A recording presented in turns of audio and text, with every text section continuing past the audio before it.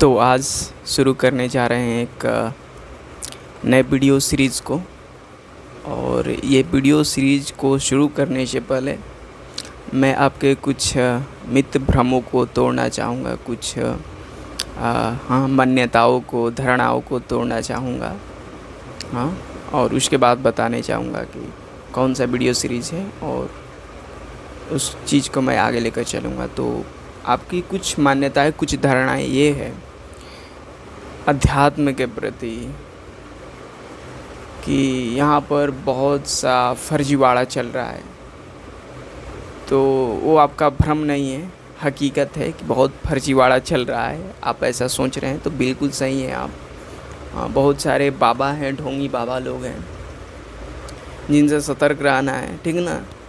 ज़्यादा उतावला नहीं होना है और कूदते फांदते जाकर कहीं पर मतलब किसी को भी फॉलो नहीं करने लगना है। कोई आए थोड़ा सा चार वचन बोले, ऊंची बातें बोले और उसके पीछे पीछे चल नहीं देना है, ऐसा बिल्कुल नहीं करना है। खड़ा होना है, डट के खड़ा होना है, सवाल के रूप में उनसे प्रश्न करना है कि बताइए ये कैसे होता है, वो कैसे होता है, ठीक। प्रश्न करना है, किसी को यूं ही मान नहीं लेना है, जानना है पहले। मानने से काम नहीं चलेगा, मानते तो हम बहुत पहले से आ रहे हैं, ठीक ना। तो अभी लेकिन उस बीच क्या होता है कि अभी मैं कुछ लोगों को बता रहा था गीता सेशन के बारे में कुल मिलाकर, और पिछले अपने न जाने कितने वीडियोस में भी बताया हूँ एक फर्जी बाबा और एक वास्तविक बाबा को कैसे पहचाना जाए। तो आप वीडियो देख सकते हैं, बहुत सारा वीडियो बनाए हैं अवलोकन वाला अपना।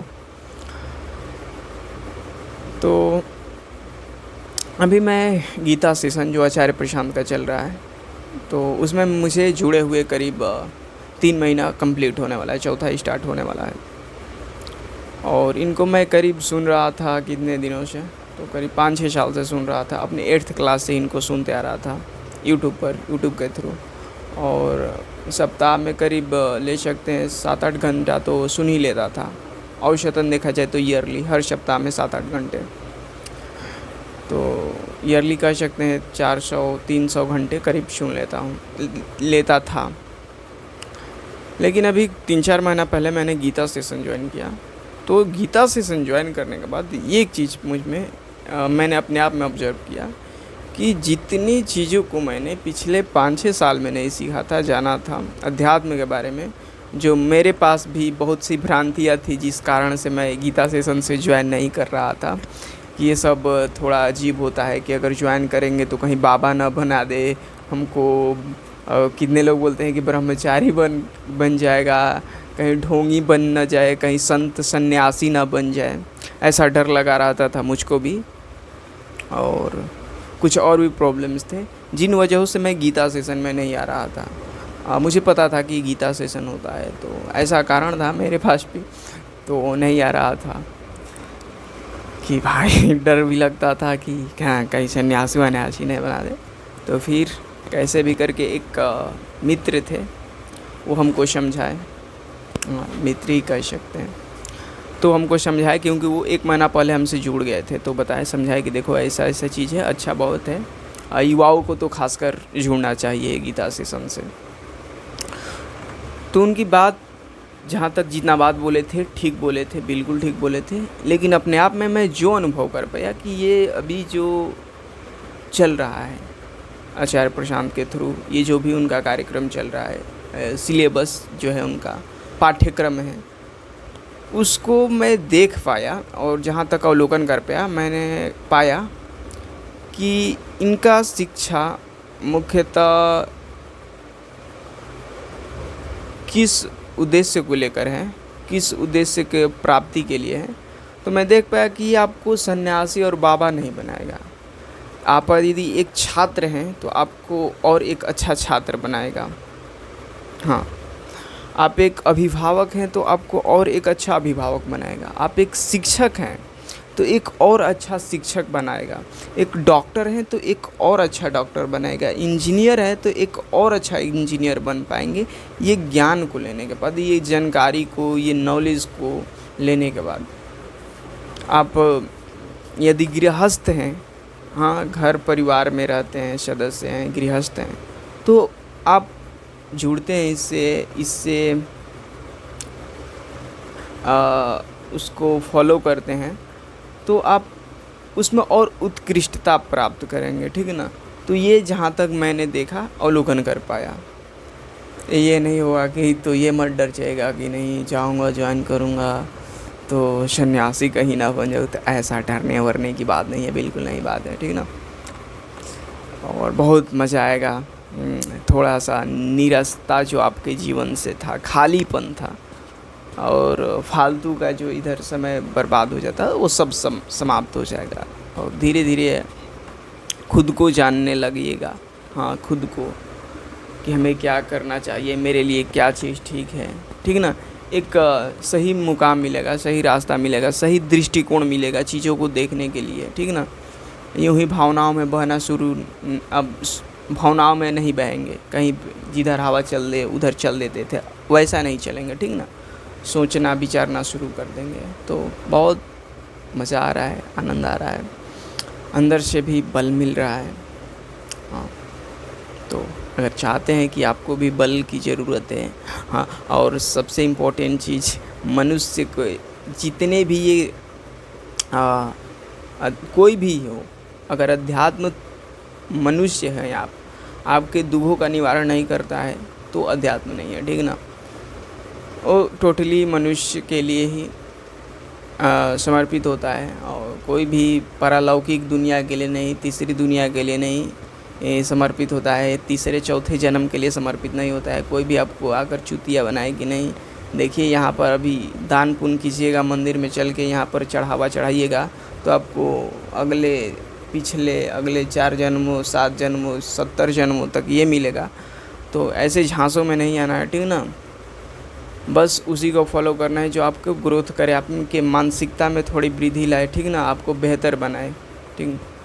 हाँ, भले आपको बेहतर मिले या ना मिले, लेकिन ऐसा कभी मत कीजिएगा कि बदतर को जाकर पकड़ लें। हाँ, ठीक है ना। आपको गीता सेशन ज्वाइन करना है ना करना है कोई बात नहीं, हम कहते हैं कि मत कीजिए, लेकिन ये उससे भी पहले ये कहता हूँ कहीं फालतू के जाकर बाबा हुआ को मत पकड़ लीजिएगा, ठीक है ना।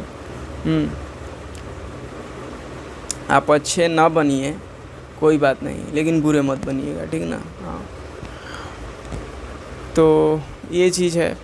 और काहे नहीं भाई, अगर बेहतरीन का रास्ता दिख रहा है कि बहुत बेहतरीन बना जा सकता है, तो काहे नहीं बन रहे हैं, क्या डर रहे हैं। हाँ, चलिए जैसी आपकी इच्छा। आते हैं तो हमारा वीडियो सीरीज ये था, वही है, गीता सत्र से है। जो भी हम लोग वहाँ पर सीखते हैं, लेसन्स हैं, क्लासेस होती हैं, तो उसी का मैं यहाँ पर सीख को अब हर जितने भी सेशंस होंगे उनका जो मुख्य लेसन्स हैं, पाठ हैं, जो मैं वहाँ से सीख पाता हूँ, जो चीज़ें इनहेल कर पाता हूँ, उन चीज़ों को मैं यहाँ पर रखने का प्रयास करूँगा, ठीक ना। तो ये पिछला जो सत्र था वो था इंग्लिश में था, और तो उसमें जो चीज़ें, कुछ चीज़ों को मैंने यहाँ पे कॉपी पे नोट किया है, तो बड़ी अच्छी चीज़ें हैं, तो उसमें से 2-4 चीज़ों को रखना चाहूँगा। तो देखिए, सबसे पहला लाइन जो मैंने हाईलाइट किया था कि sadness is your default state. हम लोगों का डिफ़ॉल्ट स्टेट ही सैडनेस होता है। अगर आप दुखी दिख रहे हैं तो इसमें समस्या की कोई बात नहीं, इंसान दुखी पैदा ही होता है। हाँ, किसी इंसान को देखें कि वो हंसते हुए पैदा होता है, नहीं, सारे लोग रोते हुए ही पैदा होते हैं। Sadness is your default state. कोई स्टेट आपके पास नहीं रहेगा तो सैडनेस ही रहेगा। तो उससे निदान कैसे पाएँ, हर मनुष्य की प्रवृत्ति होती है, ठीक ना। तो उससे निदान कैसे पाएँ, तो भाई बड़ा वो कुछ मांगता है। वो मांगता क्या है, थोड़ा सा समय मांगता है और थोड़ा सा श्रम मांगता है। यूँ ही फ्री में नहीं चला जाता है सैडनेस, ठीक ना। और ये भी मत ख्याल पाल लीजिएगा कि सैडनेस भोगने से चला जाएगा, चीज़ों को भोगने से मेरे जीवन में खुशी आ जाएगा तो सैडनेस चला जाएगा। ऐसा बिल्कुल नहीं। हो सकता है कि आपके अंदर सैडनेस हो यहाँ पर, और उसके ऊपर एक झूठा खुशी का, प्रसन्नता का आवरण ढक जाए, तो ऊपर ऊपर से तो लगेगा कि हमारे पास क्या है, खुशी है, आनंद है, प्रसन्नता है, लेकिन अंदर से हमेशा कुंठित रहिएगा, हमेशा परेशान रहिएगा, हमेशा दुखी रहिएगा। तो वो बिल्कुल नहीं करना है। हाँ, डिफ़ॉल्ट स्टेट आपका दुखी है, सैडनेस है, तो उसको समझना है कि ये क्यों है, ठीक ना। तो उसको समझिए और समझ लेना ही उसका निदान है। अगर समझ गए तो वो अपने आप सॉल्व हो जाता है, ठीक ना। कहा भी जाता है कि जितने भी बड़े बड़े प्रॉब्लम होते हैं, प्रॉब्लम वो तभी तक सॉल्व नहीं होते जब तक उस प्रॉब्लम को अच्छे से समझ ना लिया जाए। तो सबसे बड़ी समस्या का समाधान यही है कि उस समस्या को और अच्छे से समझ लिया जाए, ठीक ना। यह नहीं कि दौड़ने चले जाए, करने चले जाए कुछ भी, ठीक ना। पहले समझिए है क्या वो समस्या, है क्यों वो, ठीक ना। तो वो चीज़ मैं समझ पाया। दूसरा लाइन जो हाईलाइट किया था, problem is not your that you are happy, problem is that you have a superficial happiness. मतलब समस्या ये नहीं है कि आपको चीज़ों से खुशी मिलती है। समस्या ये है कि आपको बहुत छिछली चीज़ों से, ऊपरी चीज़ों से खुशी मिलना शुरू हो जाती है। हर आदमी की, हर इंसान की फितरत होती है कि वो मेहनत नहीं करना चाहता है, श्रम नहीं करना चाहता है, समय नहीं देना चाहता है,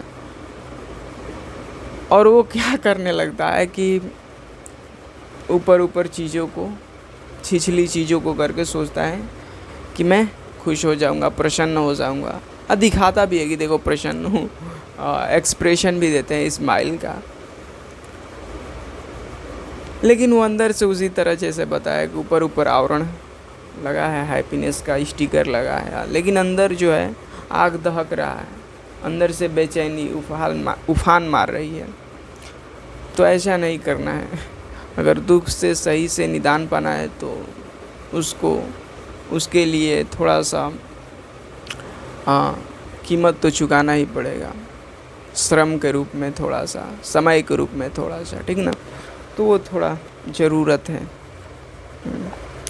और जो चीज़ मैं अभी, बहुत बढ़िया चीज़ जो अभी मैं उस सेशन में ऑब्ज़र्व कर पाया, सीख पाया, वो था वही जो बताया। वो दो चीज़ें होती हैं, एक SH और एक HS। SH मतलब सैडली हैप्पी, और एक होता है हैप्पीली सैड। तो सैडली हैप्पी का मतलब होता है कि भले ही आप ऊपर ऊपर से सैड दिखें, थोड़ा सा उदासीन दिखें, नॉर्मल दिखें, न्यूट्रल दिखें, लेकिन अंदर से होना क्या चाहिए कि आप खुश रहे, प्रसन्नचित रहे, ठीक ना। तो ये ज़रूरत है। जबकि हम लोग क्या हैं, हैप्पीली सैड हैं, HS हैं, ठीक ना। ऊपर ऊपर से तो एकदम हैप्पी हैं, आवरण, ऊपरी आवरण एकदम खुशी वाला, एकदम स्माइली वाला इमोजी चिपकाए हुए अपने पूरा जीवन पर, अपने मनोदशा पर, अपने दिनचर्या पर, लेकिन अंदर ही अंदर से हमारे अंदर एक बड़ी दुख है, बड़ी कष्ट है, बड़ी खालीपन है, बड़ी बेचैनी है। हाँ, तो उसको नहीं रखना है कि ऊपर ऊपर से खुशी हैं, एकदम प्रसन्न है, अंदर से बेचैनी है। होना क्या चाहिए कि भले ही अंदर से हम थोड़ा बेचैन दिखे, परेशान लगे, पसीना टपक रहा है, ऐसा लोगों को दिखाई दे भाई कितना परेशान है, लेकिन अंदर से एक प्रसन्नता होनी चाहिए। वो प्रसन्नता कब आएगी आपको मालूम है, उसके लिए कीमत चुकाना पड़ेगा, श्रम और समय के रूप में, ठीक ना। तो वो चीज़ मैं बहुत अच्छे से यहाँ पर समझते हैं। यहाँ पर देख सकते हैं एक बनाया था तो ग्राफ, बीच में हैप्पी है, तो हैप्पी अंदर अंदर हैप्पी रहना, ठीक ना। और भले ही बाहर से सैड हो जाए थोड़ा सा, चलेगा, ठीक ना। और यही चलेगा नहीं, यही चलेगा, ये वाला नहीं चलेगा, ये वाला कि बाहर से हैप्पी हैं, अंदर से सैड हो गए हैं, ठीक ना। तो ये तो बिल्कुल नहीं चलेगा, कतई नहीं चलेगा। हाँ, ज़्यादा दिन तक नहीं चलेगा, ठीक ना। तो ये चीज़ बहुत मुझे अच्छा लगा, बहुत इंस्पायरिंग लगा, ठीक ना।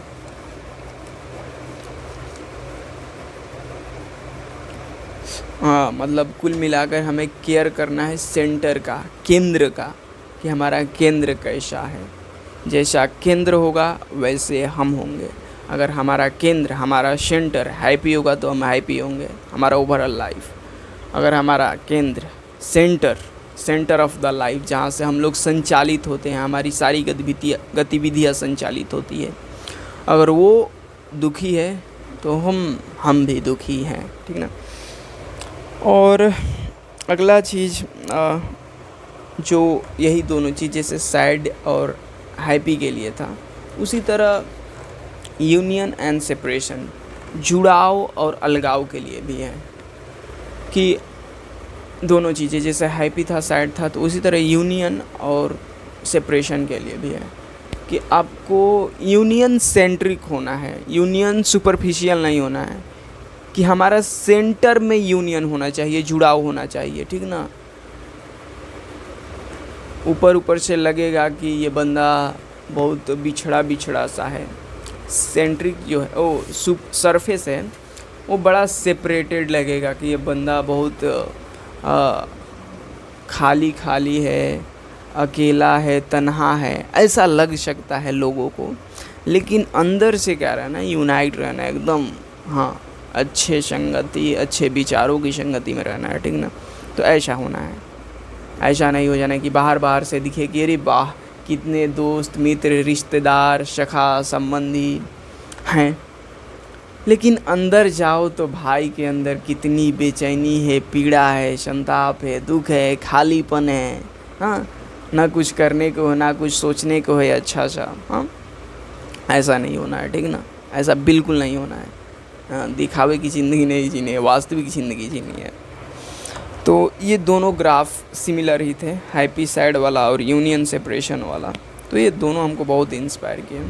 और इसी से एक बात हमें याद आया, अभी ये भी दोनों को देख रहा था तो उसके साथ साथ एक और बात याद आया कि एक बार जब हम लोग स्कूल में थे तो हम लोग जा रहे थे, तो आते थे स्कूल से, तो मेरे 2-3 दोस्त थे, तो वो लोग हमेशा कहते थे कि अपने, वो लोग बताता था कि 2-3 था, तो वो बोलता था कि हम लोग कल जा रहे थे 3 लोग अकेले बाजार करने। तो हम लोग बड़ा हंसते थे उस सेंटेंस को, फिर से उसको गौर करके उस सेंटेंस पर, कि 3 लोग अकेले बाजार करने जा रहे थे। तो उस समय हम लोग बड़ा हंसते थे ये बात बोल के आपस में कि तू क्या बोला जी, 3 लोग अकेले बाजार करने जा रहे थे ना।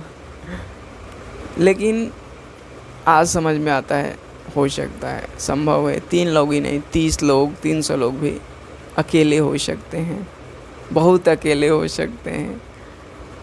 ज़रूरी नहीं है कि झुंड जो है, झुंड में हमेशा मौज ही हो। एक झुंड भी बहुत नीरस हो सकता है, भले ही आपको ऊपर से खिलखिलाती हुई दिखाई दे, आपको प्रसन्नचित्त, एकदम खुशमय और एकदम, हाँ, उत्साहपूर्ण दिखाई दे भीड़, लेकिन हो सकता है कि भीड़ का हर एक इंडिविजुअल, हर एक व्यक्ति अंदर से कुंठित हो, खाली हो, बेचैन हो, और शायद उसी बेचैनी को शांति करने के लिए वो भीड़ में आया हो। तो ऐसा बहुत हद तक संभव है, असंभव है नहीं, ऐसा ही होता है कि भीड़ का तलाश अक्सर इसीलिए किया जाता है ताकि हमारी बेचैनी ख़त्म हो, और भीड़ में मिल के सारे बेचैन लोग वो अपनी बेचैनी ख़त्म न करने के बजाय, ख़त्म करने के बजाय और बेचैनी बढ़ा लेते हैं। तो ये थोड़ा मुझको बहुत अजीब ये थॉट लगा।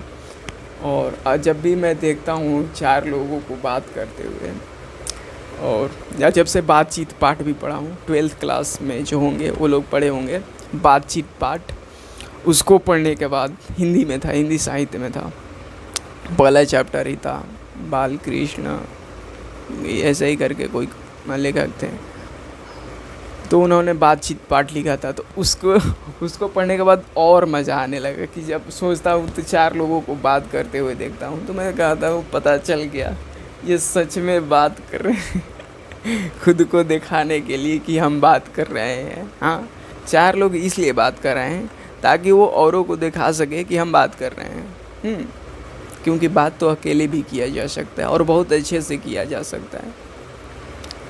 और कहा भी गया है कि वास्तविक बातचीत तभी संभव है और वही है जहाँ जितने कम लोग हों। तो वास्तविक बातचीत की परिभाषा दी गई थी उसमें कि दो लोगों की बातचीत सबसे अच्छी बातचीत मानी जाती है और उससे भी कहीं अच्छी बातचीत मानी गई है। हाँ, दो लोग की ठीक ठाक, हाँ अगर दो लोग हैं तो बहुत अच्छा है, और दो नहीं है एक भी है तो सौभाग्य मानिए कि आपको दुनिया का सबसे उत्कृष्ट तरीका से बातचीत करने का मौका मिला है। क्योंकि अकेला इंसान चाहे ना तो दुनिया के सबसे उत्कृष्ट तरीके से बातचीत कर सकता है, क्योंकि हमारे अंदर की मन है वो क्षण बहुत सारे प्रकार की वृत्तियाँ दिखाता है। तो उससे बात कीजिए, ठीक है ना, बहुत मज़ा आएगा। हाँ, तो ऐसा नहीं करना है कि 4 लोग अकेले बाज़ार जाएं। हाँ, ये नहीं कहना है कि मैं काफ़ी अकेला हूँ ठीक ना, बोलना है मैं अकेला काफ़ी हूँ। और है भी, अगर सही संगत हो, सही बल हो तो कह सकते हैं मैं अकेला काफ़ी हूँ, काफ़ी अकेला नहीं हूँ, ठीक ना। नो, थैंक यू, बहुत बहुत धन्यवाद आप सभी को। काफ़ी रात हो गया, नींद भी आ रहा है। धन्यवाद।